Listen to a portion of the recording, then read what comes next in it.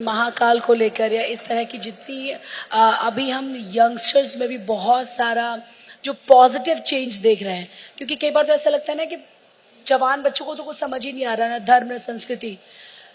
कई बार अब ऐसा लगने लगा है कि सोशल मीडिया या फिर बहुत सारी किताबें या बहुत सारी ऐसी चीजें जो वाकई में हम लोगों को बहुत इंक्लाइन कर रही हैं। मैंने बहुत यंगस्टर्स को देखा है जो अब मेडिटेशन करने की बात करते हैं या कर रहे हैं, तो मेरे लिए वो बहुत स्ट्रेंज बात रही थी। तो शुरुआत मैं कर लेती हूँ। प्रशांत जी, सबसे पहले आपसे शुरू कर लेते हैं। ये जो चेंज हम देख रहे हैं, इसको किस तरीके से आप देखते हैं? सोशल मीडिया के जरिए धर्म के प्रति, संस्कृति के प्रति। मेरी आवाज सुन पा रहे हैं आप? हाँ।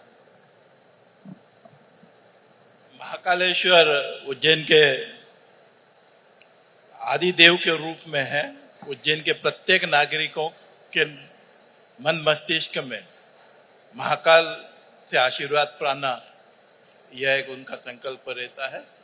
और महाकालेश्वर के बारे में सोशल मीडिया, ठीक है, सोशल मीडिया में रोज भस्मारती से लेकर शयन आरती तक के चित्र महाकाल के आते रहते हैं, किंतु लोगों में यह जन चेतना है। और सोशल मीडिया के कारण न केवल उज्जैन बल्कि आसपास के संपूर्ण क्षेत्र में, यूं कहें तो पूरे भारत में ही नहीं, विश्व में भी महाकालेश्वर के संबंध में जागृति, महाकालेश्वर की भस्मारती, महाकालेश्वर के विभिन्न प्रकार की आरती, उनकी सवारी, हरिहर मिलन, दशहरा मिलन, सावन की सवारी, हमारे उमा सांझी महोत्सव, सावन महोत्सव, इन सब के माध्यम से जो झांकी और लोगों के प्रति जो श्रद्धा है वो दिखाई देती है। इसके कारण जो ऐसे लोग जो कि अभी तक महाकालेश्वर तक नहीं आ पाए थे, उनका भी मन करता है कि नहीं, मैं कभी न कभी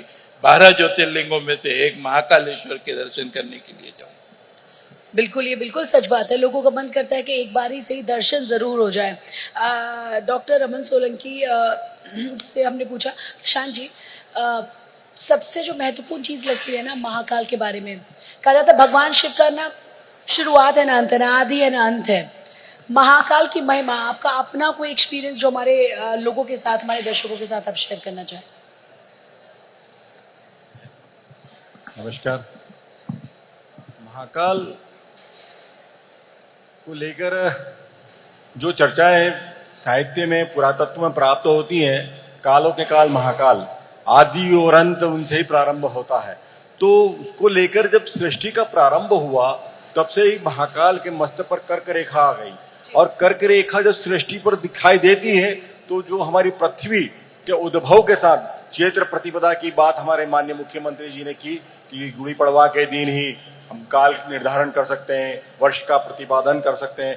तो जो कालों के काल महाकाल स्वयंभू यहाँ पर विराजे हैं, उनसे जो आदि और अंत प्रारंभ हुआ है, तो वो हमें सृष्टि पर ही दिखाई देता है। जिस प्रकार से कर्क रेखा, मकर रेखा, अब इन दोनों रेखाओं के क्रॉस बिंदु जिस प्रकार से उनके मस्तक पर होते हैं और उसमें शून्य रेखा आ जाती है, तो वह हमारे काल का निर्धारण करने के लिए बहुत महत्वपूर्ण होती है। और ऐसा 1888 की बात माननीय मुख्यमंत्री जी कर रहे थे कि फ्रांस का वर्चस्व हुआ, 50 वर्ष तक पेरिस से ही हमारी काल निर्धारण होता रहा।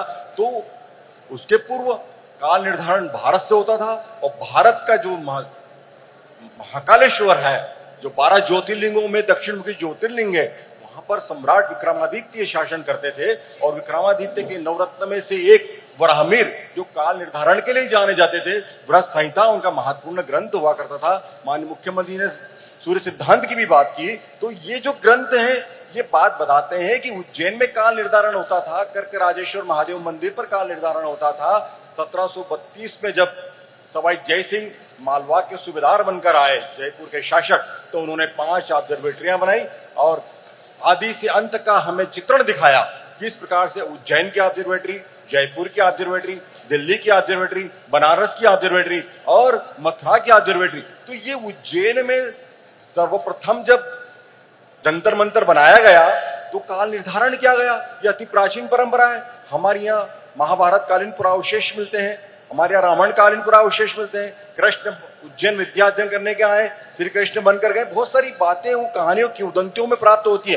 किंतु अब हम लोगों को पुरातात्विक साक्ष्य भी प्राप्त होने लगे हैं। तो सम्राट विक्रमादित्य के काल की जो सील प्राप्त हुई है उज्जैन से, वो हमें बताती है कि उस काल में शिव महा होता था। डॉक्टर आशीष ठाकुर हमारे बीच में है, इनका अपना संग्रहालय है। उस संग्रहालय में शिव महा लिखी हुई ब्राह्मी लिपि की प्रथम शताब्दी ईसा पूर्व की सील है, जो कि उज्जैन परिक्षेत्र से प्राप्त हुई, महाकाल वन परिक्षेत्र से प्राप्त हुई है। तो इस प्रकार के अवशेष हमें जो मिलते जा रहे हैं, जैसे माननीय मुख्यमंत्री जी ने एक छठी ऑब्जर्वेटरी की बात की है, वो उस आचार्य वराहमिहिर न्यास के कर्ता धर्ता भी है। और यहाँ से 30 किलोमीटर पर, यानी कि खगोलवेत्ताओं ने, भूगोलवेत्ताओं ने, पुरातत्ववेत्ताओं ने निर्धारित किया है कि ये जो कर्क रेखा है 5000 वर्ष में दोलन करती है, 15 मिलीमीटर दोलन करती है, तो उसका दोलन क्षेत्र किस ओर होगा? तो पूर्व से निर्धारित है कि ये उत्तर की ओर होगा, क्योंकि उज्जैन के कर्क राजेश्वर महादेव की जो शिव की जलधारी है वो उत्तर की ओर है। तो उत्तर की ओर इंगित करते हैं। हम देखते हैं मराठा काल में, उसके पूर्व परमाणु के काल में वो शिवलिंग स्थापित हुआ, यानी कि 1000 साल पहले राजा भोज जब उज्जैन में शासन कर रहे थे, तब यहाँ पे जलाधारी वो शिवलिंग स्थापित हुआ, ऐसा हमें प्रमाण प्राप्त होता है, क्योंकि मंदिर के जो स्थापत्य अवशेष दिखाई देते हैं। तो जो उत्तर की ओर जाते हैं, डॉक्टर वाकणकर जहां पर पुरातत्ववेत्ता हैं, पद्मश्री विष्णु श्रीधर वाकणकर, उनको खगोल वेत्ता भी कहा गया है। उन्होंने बड़े काम किए। बेंगलोर की एस्ट्रोनॉमिकल सोसाइटी से उपग्रह से चित्र बुलवाए और चित्र बुलवा कर ये देखा कि वो उत्तर की ओर मूवमेंट कर रही है। तो उन्होंने उत्तर की ओर मूवमेंट किया और डोंगला नामक एक गांव खोजा, और डोंगला मीन टाइम, आज हम ग्रीनविच मीन टाइम की बात कर रहे हैं, और डोंगला मीन टाइम अब विश्व में जाना जाएगा। अंतरराष्ट्रीय इसके बारे में थोड़ा बताइए हमारे दर्शकों को, इसके बारे में जरा बताइए, जिसका आप जिक्र कर रहे हैं, जिस गांव का जिक्र कर रहे हैं अभी। Dongla mean time, Dongla mean time और 1888 में फ्रांस का वर्चस्व होने के कारण फ्रांस से कालगणना की जाती थी। उसके पहले भारत की अपनी सनातनी परंपरा थी, तो हिंदुस्तान से ही कालगणना की जाती थी और उज्जैन से की जाती थी।